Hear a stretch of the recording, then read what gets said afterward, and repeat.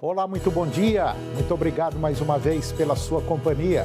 Está começando mais uma edição do programa Agronegócio. Eu desejo a você um dia muito abençoado.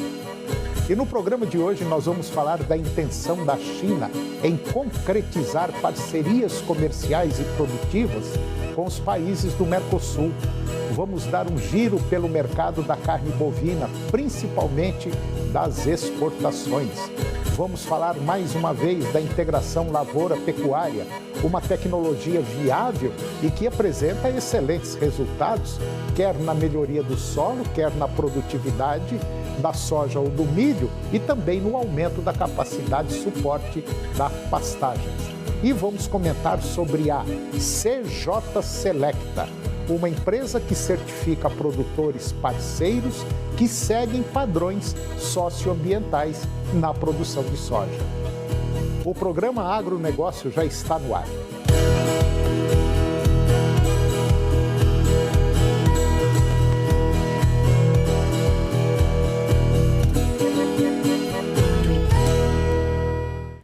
Eu começo o programa de hoje falando sobre a intenção da China em concretizar parcerias comerciais e produtivas com os países do Mercosul.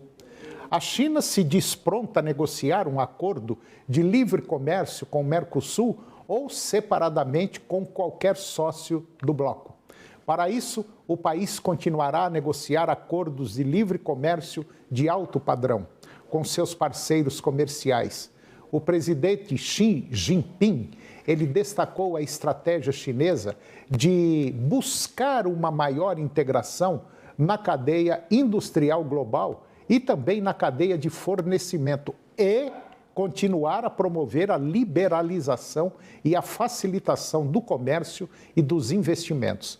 A China acredita que é fundamental melhorar a integração regional do Brasil e a diversificação das exportações. E, nesse sentido, a China encoraja o Brasil a desempenhar um papel, vamos dizer assim, ativo na expansão da rede de acordos regionais de comércio do Mercosul, com os principais parceiros comerciais.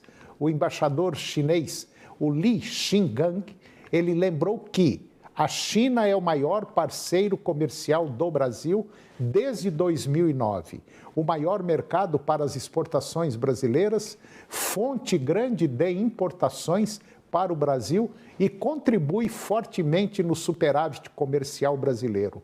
O Ministério de Comércio chinês disse que a China está disposta a negociar um acordo de livre comércio com o Mercosul como um todo, ou um acordo de livre comércio com qualquer membro do Mercosul.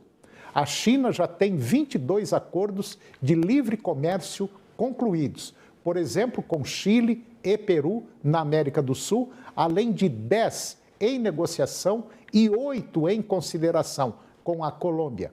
Também fez um estudo de viabilidade de um acordo com o Uruguai, o que na prática causaria um desmonte do Mercosul como união aduaneira.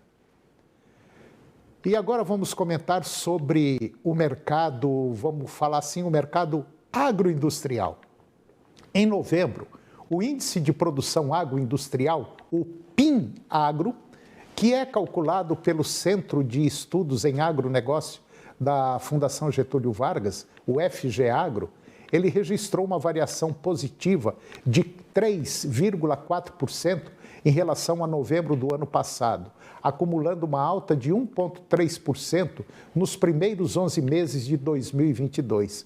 E com isso, a expectativa é que o resultado de todo o ano passado, que será divulgado agora em fevereiro, seja um avanço de 1,4%. E esse crescimento será derivado de uma expansão de 2,9% no segmento de produtos alimentícios e também de bebida, e de uma leve queda de 0,1% de produtos não alimentícios.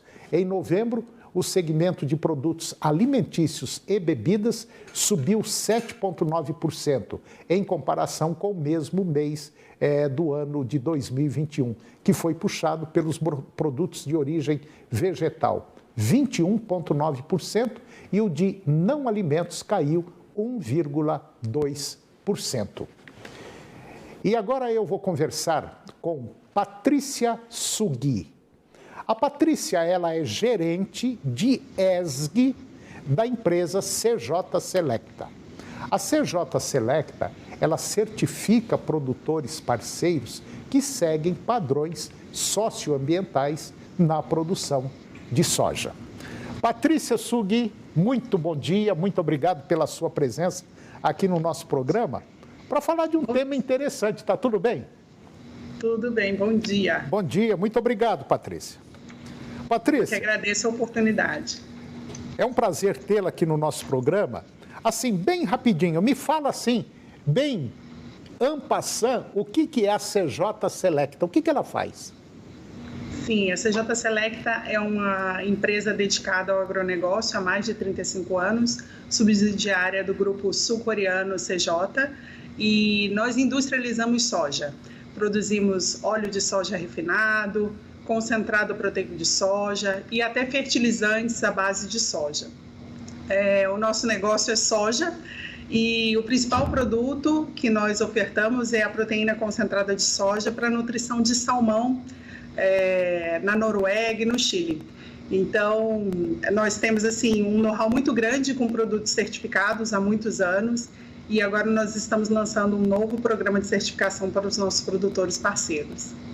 Bom, quando a gente fala, e eu estou cansado de falar isso no programa, que a soja, vamos dizer assim, é um produto, é um grão, que ele está presente em, no mínimo, 50% de tudo aquilo que a gente consome no planeta.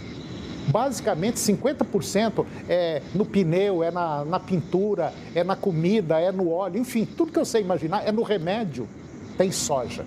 E agora nós temos aí a CJ Selecta, que é uma empresa que trabalha com soja e ambientalmente correta, e elas utilizam a soja até para fazer comida para salmão.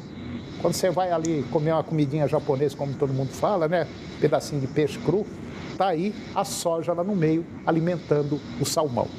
Bom, exato. É uma novidade para a gente, é um negócio muito interessante, saber que a soja está presente em quase tudo na nossa vida. E você é a gerente de ESG dessa empresa CJ Selecta. E o que é que vocês estão fazendo com os produtores, por exemplo, aqui de Goiás e outros estados também? Sim, estamos inaugurando um novo programa de certificação. É importante comentar que a CJ Selecta há muitos anos trabalhou com soja convencional, né, industrialização de soja não transgênica, certificada por muitos anos, com destino para mercado europeu, para exportação, e alguns mercados aqui do Brasil também que adquirem essa soja. Mas hoje a gente focou também em dar esse olhar mais sustentável para a soja transgênica. Então, o programa a ideia vem de muito tempo, a gente tem esse desejo de ampliar esse alto padrão de sustentabilidade para toda a nossa cadeia, para toda a nossa originação de soja.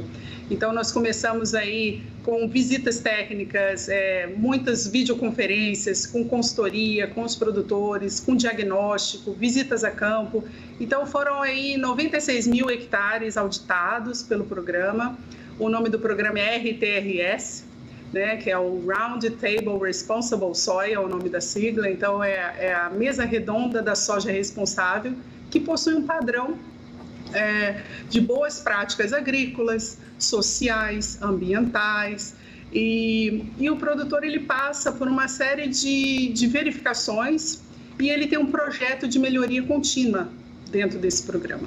É muito interessante porque, a princípio, ele precisa atingir um percentual em torno de 60% dos requisitos e, ao longo de 3 anos, ele precisa atingir aí os 100% dos indicadores socioambientais da certificação. Em resumo, é isso. Tá. Vocês estão presentes no Brasil inteiro? Sim, praticamente sim. O nosso maior foco de atuação é Minas, Goiás e Mato Grosso. Esse programa de certificação foi lançado para produtores de Minas Gerais e Goiás, mas estamos abertos aí a receber novos interessados, a adesão é voluntária. E eu acredito que o que a gente tem visto com os produtores que já aderiram além de um prêmio, né, de uma valorização das boas práticas que eles têm na propriedade, uma agregação de valor para o nosso cliente final, muito importante, mas eu vejo que eles ganham muito em gestão, em consultoria ambiental, então são pontos assim, muito favoráveis. Nós estamos abertos a ampliar esse programa e hoje está só em Minas e Goiás. Respondendo a sua pergunta. Ô Patrícia, o pessoal que está nos acompanhando agora, que é produtor de soja e está querendo entrar com vocês aí nesse projeto, o que ele tem que fazer? Sim, basta entrar no nosso site www.cjselecta.com.br e tem a aba de contato, acessar lá o contato da sustentabilidade, que nós vamos dar todo o suporte. Como eu disse, é um programa muito interessante, tem um viés de bonificação, de um prêmio a ser pago, mas eu acho que muito além disso tem o prêmio relacionado à mitigação de riscos com relação a passivos ambientais ou trabalhistas. Então, a gente consegue fazer um diagnóstico se a fazenda está apta. Existe um critério muito importante com relação a desmatamento recente, né? Então, propriedades que desmataram recentemente, elas precisam ser avaliadas cuidadosamente se elas estão aptas a aderir ao padrão, mas, de fato, a gente faz uma parceria, a CJ Select é uma parceira aí para o fomento de boas práticas agrícolas e sustentáveis. Tá certo. Bom, eu conversei com Patrícia Sughi, ela é gerente de ESG, vamos dizer assim, de sustentabilidade da empresa CJ Selecta, que está fazendo um trabalho onde ela adquire soja ambientalmente produzida, vamos dizer assim, para finalidades aí da empresa que utiliza essa soja. Você que é produtor rural está nos acompanhando, se quiser entrar em contato, existe até um prêmio para a sua soja, desde que atinja os objetivos, e você pode entrar no site www.cjselecta.com.br. Patrícia, eu gostaria de trazer você mais vezes aqui, que eu acho que tem coisa importante para a gente falar. O problema é que o tempo é curto, mas já deu para dar o pontapé inicial e deu para a gente sentir que é uma coisa muito interessante esse trabalho que vocês estão fazendo. Olha, muito obrigado, pode ter certeza que nós vamos entrar em contato aí para você voltar aqui mais vezes. Muito obrigado. Tá certo, será um prazer. Prazer. Muito obrigada. Tchau. E depois do intervalo, nós vamos falar de um tema interessante.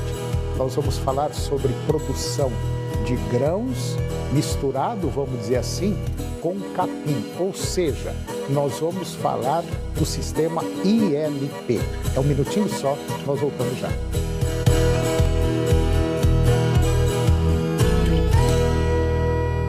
Ele é referência no Brasil e no mundo em separação de gêmeos siameses.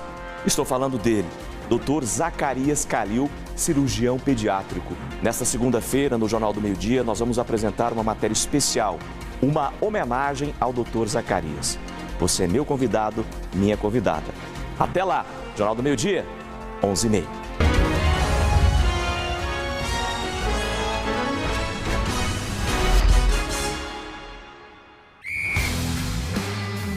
Futebol é amor, paixão, emoção, garra, movimento, sonho, união, trabalho, dedicação, irrigação, amador, profissional, society, jardim, gramado, do início. Então, precisou? É Capra! Canal TV Agro. Apoio Campo Nutrição Animal. Campo é mais que nutrição, é precisão. Planalto Máquinas e Implementos Agrícolas. Revendedor Valtra. Goiânia, Jussara, Itumbiara e Porangatu. Estância Bahia Leilões. Estância Bahia Leilões a serviço da pecuária brasileira. E Nutroeste Nutrição Animal. Nutroeste é tecnologia de resultados. Dá uma cãibra, mas é só o prazer de rir. Nesta quinta, 11h15 da noite, a praça é nossa.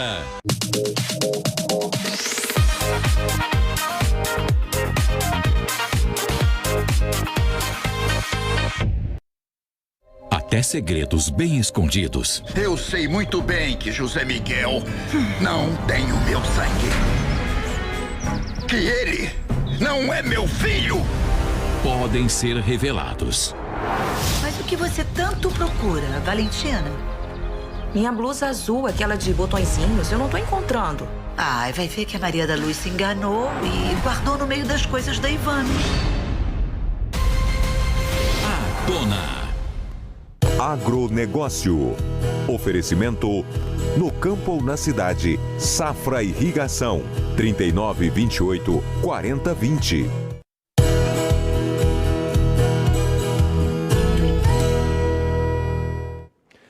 Eu estou de volta e agora nós vamos dar um giro pelo mercado da carne bovina, principalmente falando das exportações. De grande relevância no mercado global, o Brasil exportou um volume recorde de carne bovina in natura durante o ano passado. Pelo menos é o que aponta uma análise que foi feita pelo Centro de Estudos Avançados em Economia Aplicada, que é o CEPEA. E de acordo com o CEPEA, além da aquecida demanda chinesa, os embarques nacionais eles foram favorecidos pelo câmbio em alto patamar, com média acima de R$ 5,00 por dólar na maior parte do ano, o que manteve elevada essa competitividade da proteína. De janeiro a dezembro do ano passado, o Brasil exportou 1.996.000 toneladas de carne bovina in natura, 28% acima do volume de 2021 e 15,7% acima do, então, recorde que foi registrado em 2020, quando naquela época nós exportamos 1.750.000 toneladas de carne.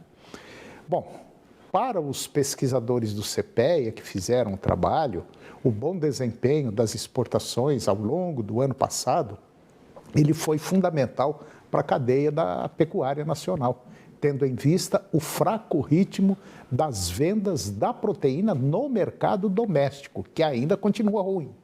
Assim, as vendas externas auxiliaram no escoamento da produção, que, por sua vez, vem registrando recuperação. E agora eu vou conversar com Euraime de Queiroz Cunha.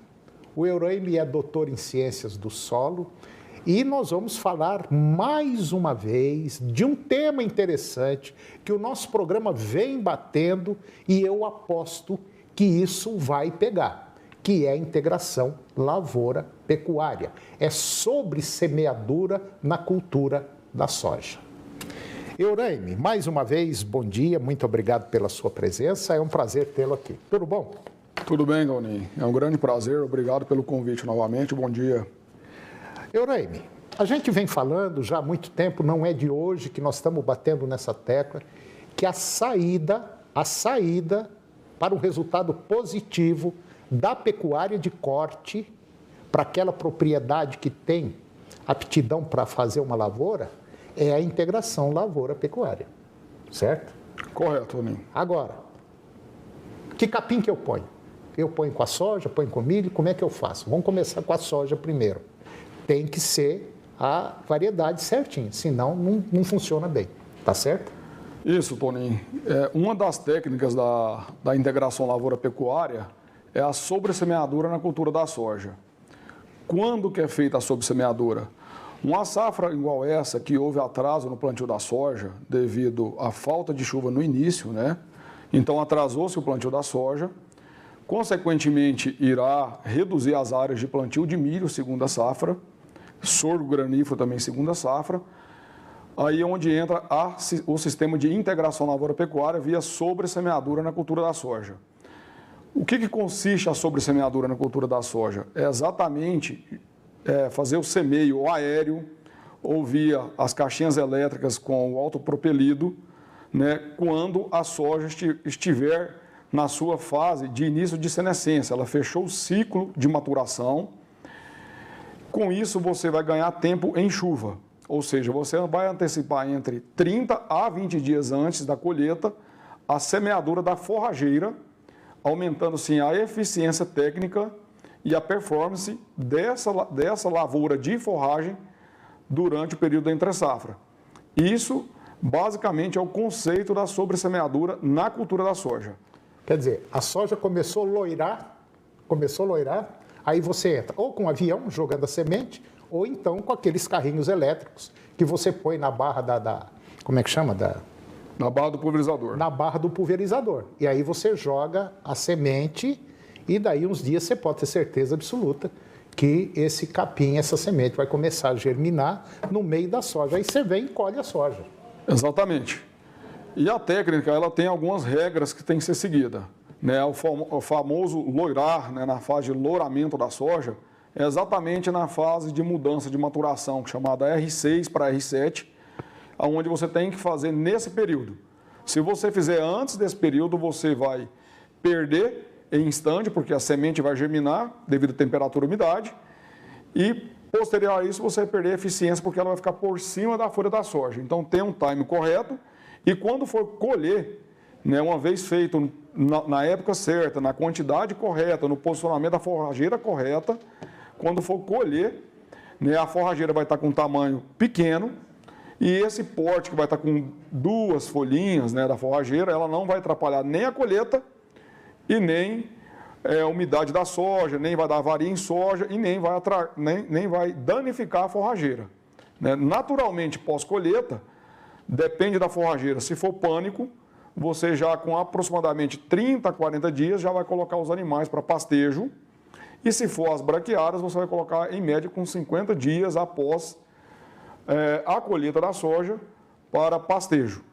E você pode também, depois da colheita da soja, aí 40, 50 dias, você pode estar colhendo capim para silo, né? Para silo. Isso silo, feno, né? Isso é outra estratégia. Uhum. Tem grandes grupos ou agricultores que não têm aptidão ainda para a pecuária ou não vai fazer divisão de pasto com cerca elétrica, né? Não tem dificuldade com aguada. Então, você pode utilizar principalmente pânico, né? A exemplo de Zuri, Mombaça, Miyagi, que vai te entregar aí algo próximo a 20, 25 toneladas de matéria verde para silagem ou fazer feno, aqueles rolão de feno que tem sido muito utilizado e tem crescente a sua demanda. É uma excelente estratégia para a renda na entre-safra e também para você vender, né, para o mercado pecuário. E isso dando uma rentabilidade, Toninho, em média, de 2 a 3 mil reais por hectare durante a entre-safra. A conta é muito simples. Você tem possibilidade de colher aproximadamente aí 20 toneladas de silagem. Essa silagem vai, né, ser armazenada ou pode fazer verde, silagem forrageira. E você vende essa silagem hoje, aproximadamente hoje, de forrageira por 200 a 300 reais. Ela é um pouco mais barata que a silagem de milho e sorgo. E você também pode fazer o feno. Né? Normalmente, a gente calcula o feno em matéria seca. Te dá entre 5 e 6 toneladas de matéria seca. Vai dar aproximadamente de 25 a 30 rolos de feno, que é vendido no mercado hoje a 250 cada rolo. Aí você tira o custo, te sobra isso aí, 2 contos. O que nós estamos falando é que a silagem, o capim que vem depois da soja, vamos dizer assim, só para entender, é o caixa 2, né? É o caixa 2 e é um caixa bem gordinho. É um caixa 2 bem cheio, bem farturento. E tem mais um detalhe muito importante em cima disso aí tudo, que é a qualidade que fica esse solo para o próximo plantio. Porque quando você for plantar novamente ou milho ou soja, você vai ter que fazer o quê? Dessecar isso, não vai? E dessecando você tem aí uma qualidade altíssima de solo, porque isso vai decompor no solo. E se você não quiser utilizar como pasto, você vai ter, no mínimo, para não colocar nada, 3, 4, 5 unidades animal por hectare. É um baita do negócio. Aí a pecuária dá lucro. Isso, estrategicamente, tem que ser pensado. Se o agricultor ele tem aptidão para a pecuária na entre-safra, ele vai dimensionar qual a forrageira a utilizar. Vou dar um exemplo claro em número absoluto. Se o produtor tem uma área de 1.000 hectares, ele pode utilizar metade da área com as forrageiras, que é Rusiziensis, Piatã, e outra metade da área com pânicos de porte alto. Você consegue escalar, saindo de 1 unidade animal para 3, 4, 5 unidades animal. Isso vai depender da categoria, vai depender do manejo, vai depender da divisão e da suplementação. Então você consegue sair da escala de 1 patamar, subir para 4, potencializando então 4 vezes mais a sua produtividade. Ou seja, sair de 5 arrobas e ir para 15 arrobas por hectare no período da entre-safra. Na mesma área, né? Isso, na mesma área que ele produziu soja. Além disso, né, você vai fazer o que o agricultor busca, que é uma palhada consistente, uma palhada uniforme, uma palhada que suprime plantas invasoras, uma palhada que vai estruturar o solo e uma palhada, o famoso plantio direto. Aí sim é plantio direto na palha e palha de qualidade. E você está economizando nada, uma meia dúzia de horas lá com implemento, né? Com trator, quando é no plantio direto. Veja bem, aí você não tem que gradear, não tem que nivelar, né? Aí você vai fazer o plantio direto. Que vai fazer o processo de dessecação normal. Por isso é importante você manejar bem essa forrageira entre safra, você vai fazer uma palhada e quando ela rebrotar na próxima estação de chuva, na próxima safra de soja, ela vai estar na altura correta para você dessecar e fazer um plantio direto homogêneo. E resultados de pesquisa, Toninho, tem mostrado que com a palhada consistente ano após ano, você tem agregado de 4 a 10 sacos de soja a mais em áreas que não está fazendo plantio direto, áreas que não tem palhada, né? A chamada soja ou milheto, ou soja solteira, ou soja sem palhada. E um aviso para você que é pequeno e médio produtor e que às vezes plantou agora um milho para fazer silho, que já está na hora de fazer, seria muito interessante você pensar agora, após essa colheita do seu milho aí, plantar um milho com capim, sorgo com capim, enfim, entrar com alguma cultura mais o capim, né, Eurênio? Porque ele vai diminuir o custo de produção dele, né? Vai diluir, não vai? Isso. Se o produtor tiver janela para plantar janela correta, pós-soja, ele entra com milho e sorgo. Se é pequeno agricultor e vai fazer silagem, também entra sempre em consórcio. Tem que fazer integração, Toninho. Tem que fazer. É a saída, não tem. Pecuária lucrativa é integração. Euraime, mais uma vez, obrigado pela sua presença. Muito bom esse tipo de explicação. É muito válido. E nós vamos continuar batendo nessa tecla, tá certo? Sempre certo, Toninho. Valeu. Estamos à disposição. Muito obrigado pelo convite. Eu que agradeço. E o programa de hoje chegou ao fim. E eu termino o nosso programa com a seguinte frase: acredite em si próprio e chegará um dia em que os outros não terão outra escolha senão acreditar em você. Um grande abraço, muito obrigado pela sua companhia, que Deus nos abençoe e até o próximo programa.